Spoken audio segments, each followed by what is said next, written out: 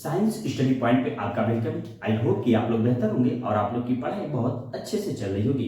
आप जानते हैं कि क्लास 10 की बोर्ड की परीक्षाएं खत्म हो गई हैं, तो ऐसे बच्चे जो क्लास 9th में हैं उनको कहीं ना कहीं क्लास 10th की भी स्टडी जरूरी है। तो साइंस स्टडी पॉइंट चैनल पर क्लास 10th के टॉपिक को हम स्टार्ट करने वाले हैं, यानी जो क्लास 9th के बच्चे हैं वो क्लास 10th की भी क्लास यहाँ पर ले सकते हैं। ठीक है, आप जानते हैं क्लास 10th की जो साइंस है बच्चों वो 3 पार्ट में डिवाइड है। पहला जो बच्चों है वो है फिजिक्स, दूसरा जो है केमिस्ट्री और तीसरा क्या है बच्चों, बायोलॉजी। तो बच्चों एक एक करके हम इस चैनल पर पूरी साइंस को पढ़ेंगे। फिलहाल जो हम पहले स्टार्ट करने जा रहे हैं क्लास 10th की केमिस्ट्री को हम स्टार्ट करेंगे और 1 से लेकर 5 लेसन तक, यानी 1 अध्याय से लेकर 5 अध्याय तक पूरी केमिस्ट्री आपको इस चैनल पर पार्ट वाइज पढ़ाई जाएगी। ठीक है, तो आज बच्चों हम क्लास 10th की केमिस्ट्री के जिसका नाम है रासायनिक अभिक्रियाएं एवं समीकरण, ठीक है, इसको बच्चों 2 से 3 पार्ट में पढ़ेंगे। तो आज हम स्टार्ट करने वाले हैं पार्ट 1 को। ठीक है, तो आई होप आपको वीडियो अच्छी लगेगी। ठीक है, वीडियो को अंत तक जरूर देखिएगा और चैनल को सब्सक्राइब करना ना भूलें और वीडियो को ज्यादा से ज्यादा शेयर करें। आइए स्टार्ट करते हैं आज के अपने इंपॉर्टेंट टॉपिक को। आज का जो हमारा पहला टॉपिक है बच्चों वो है, चैप्टर के नाम से ही आपको क्लियर हो जाना चाहिए कि रासायनिक अभिक्रियाएं एवं समीकरण, यानी इस चैप्टर में आपको रिएक्शंस के बारे में जानकारी दी जाएगी, यानी रासायनिक अभिक्रियाएं एवं समीकरण के बारे में आपको डिस्कस करना है। बहुत छोटा सा चैप्टर है और बहुत ही प्यारा चैप्टर है, तो आई होप आपको ये चैप्टर बहुत अच्छे से समझ में आएगा। देखिए, रासायनिक अभिक्रिया की बात करें हम, यानी जो हमारे आसपास चीजें घटती हैं, ठीक है, यानी रासायनिक अभिक्रिया क्या होती है, अगर इसके बारे में हम डिस्कस करें तो आप जानते हैं कि हमारे चारों ओर अनेक परिवर्तन घटित होते रहते हैं। यानी जिस वातावरण में हम रहते हैं हमारे चारों तरफ कुछ ना कुछ घटनाएं घटित होती रहती हैं। जो पदार्थों के, ठीक है, हमारे चारों ओर अनेक परिवर्तन घटित होते रहते हैं, जो पदार्थों के रासायनिक संगठन व गुणों को परिवर्तित करते रहते हैं, ऐसे परिवर्तनों को हम अभिक्रिया कहते हैं। यानी बच्चों जो हमारे चारों तरफ होने वाली घटनाएं हैं, चाहे वो किसी भी प्रकार की घटनाएं हो, ठीक है, तो ऐसी घटनाओं को हम क्या कहते हैं, हम ऐसी घटनाओं को अभिक्रिया कहते हैं। ठीक है, तो अब समझ में आती है बात की, चलिए अभिक्रिया तो समझ में आ गई, ठीक है, रासायनिक अभिक्रिया क्या होती है। तो रासायनिक अभिक्रिया के बारे में बात करेंगे। पहले हम अभिक्रिया देखते हैं। रासायनिक अभिक्रिया जो होती है बच्चों, हमारे चारों ओर अनेक परिवर्तन घटित होते रहते हैं, जो पदार्थों के रासायनिक संगठन व गुणों को परिवर्तित करते रहते हैं, ऐसे परिवर्तनों को अभिक्रिया कहते हैं। उदाहरण के तौर पर अगर आप देखना चाहे, जैसे आपके घरों में देखिए दूध जो होता है, अगर दूध को काफी देर तक ऐसे रख दिया जाए बिना गर्म किए तो ये फट जाता है। फिर आप देख सकते हैं जो लोहे की चीजें होती है उस पर अक्सर जंग लग जाता है। आग लगना, दहन का मतलब क्या होता है, फायर, और परमाणु विस्फोट इत्यादि बच्चे, ये क्या है, ये सारी की सारी क्या है, अभिक्रियाएं। तो आप समझिए, आपने टॉपिक का नाम डाला है रासायनिक अभिक्रिया, तो आप कहेंगे कि रासायनिक अभिक्रिया फिर क्या होती है। तो आइए देखते हैं। रासायनिक अभिक्रिया वह अभिक्रिया जिसमें एक या एक से अधिक, यानी वह अभिक्रिया, ठीक है, जिसमें एक या एक से अधिक पदार्थ मिलकर नए पदार्थ का निर्माण करते हैं, रासायनिक अभिक्रिया कहलाते हैं। यानी जो हमारे चारों तरफ घटनाएं घटित होती रहती हैं बच्चों, वो अभिक्रियाएं हैं, और वही कहीं एक या एक से अधिक पदार्थ मिलकर नए पदार्थ का निर्माण करते हैं, तो ऐसी अभिक्रिया क्या कहलाती है, रासायनिक अभिक्रिया कहलाती है।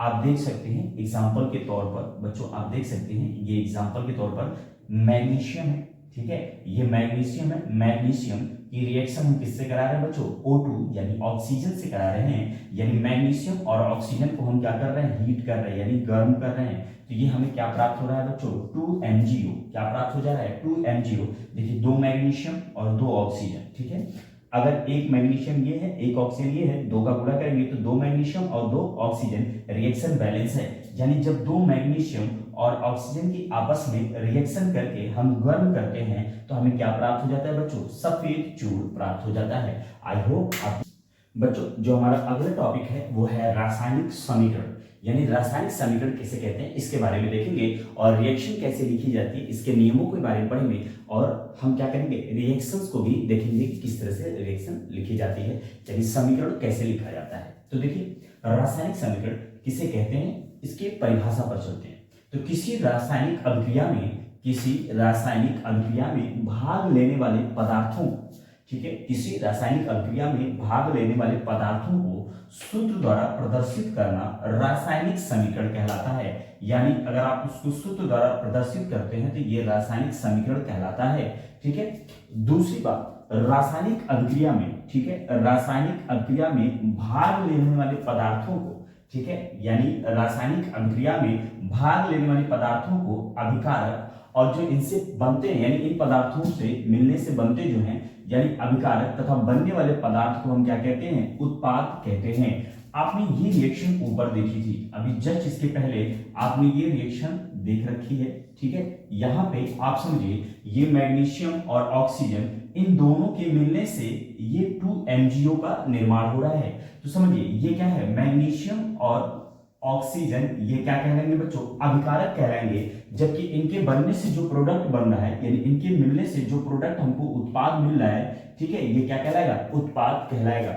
यानी जो दो अलग अलग चीजें यानी मैग्नीशियम अलग है, ऑक्सीजन अलग है, तब इसको क्या कहेंगे, अभिकारक। ये मैग्नीशियम और ऑक्सीजन आपस में मिल जाए तो इसे हम क्या कहेंगे, उत्पाद कह देंगे। ठीक है, समझिए रासायनिक समीकरण को ऐसे ही नहीं लिख सकते आप। ठीक है, रासायनिक समीकरण को आप ऐसे ही नहीं लिख सकते, रासायनिक समीकरण को लिखने के कुछ नियम हैं। तो देखिए एक एक करके हम उन नियमों को पढ़ेंगे।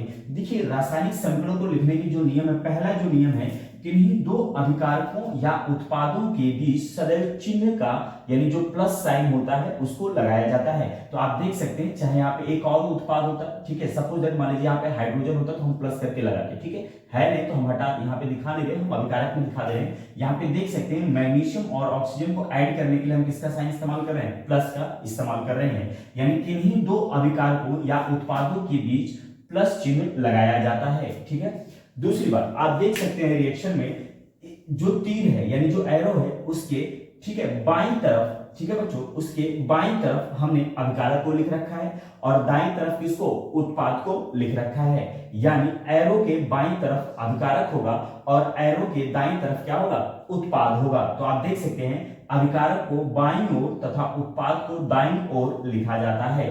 ठीक है, अगला जो है बच्चों तीसरा जो पॉइंट है, अभिकारक तथा उत्पाद के बीच सदैव एरो यानी तीर का निशान लगाया जाता है। किसका बच्चों, तीर का यानी एरो का निशान लगाया जा सकता है। आप यहाँ पे देख सकते हैं ये तीर का निशान, ये देखिए अभिकारक है और ये क्या है, उत्पाद है, इन दोनों के बीच किसका निशान लगाया गया बच्चों, तीर का निशान लगाया गया है। ठीक है, अच्छा आप देख सकते हैं रिएक्शन दो तरह की होती है, एक बच्चों उत्क्रमणीय रिएक्शन होती है और दूसरी जो बच्चों होती है वो अनुत्क्रमणीय रिएक्शन होती है।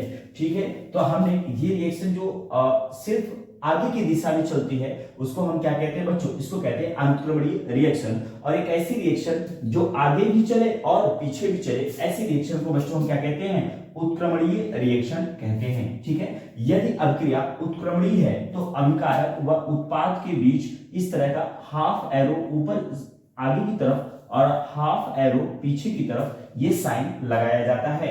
यह अभिक्रिया दोनों तरफ से होती है। आप रिएक्शन देख सकते हैं, अमोनिया प्रिपरेशन है ये, यानी अमोनिया बनने अमोनिया बनने की विधि है। आप देख सकते हैं ये नाइट्रोजन है यानी N2 है और ये क्या है, 3 दूना 6, 2 नाइट्रोजन और 6 हाइड्रोजन। ठीक है बच्चों, कितने हाइड्रोजन, 6 हाइड्रोजन आपस में मिलकर किसका निर्माण करते हैं, अमोनिया का निर्माण करते हैं। ठीक है, 2NH3 का निर्माण करते हैं। तो ध्यान रहे ये जितना अमोनिया बनता है उतना ही अमोनिया क्या होता है, टूटता है। यानी नाइट्रोजन और हाइड्रोजन के मिलने से जितना अमोनिया बनेगा ठीक उसी के विपरीत ये उतना टूटता जाएगा। यानी ये रिएक्शन आगे भी चलेगी साथ साथ पीछे भी चलेगी। तो इस तरह की रिएक्शन को बच्चों हम क्या कहते हैं, उत्क्रमणीय रिएक्शन कहते हैं। ये आपके सिलेबस में है। तो आपने देखा रासायनिक अभिक्रियाएं देखी और रासायनिक समीकरण देखा और रासायनिक समीकरण को लिखने का नियम देखा। आई होप कि वीडियो आपको अच्छी लगी होगी, तो वीडियो को ज्यादा से ज्यादा शेयर करिए। मिलते हैं बच्चों इसके अगले भाग में। धन्यवाद।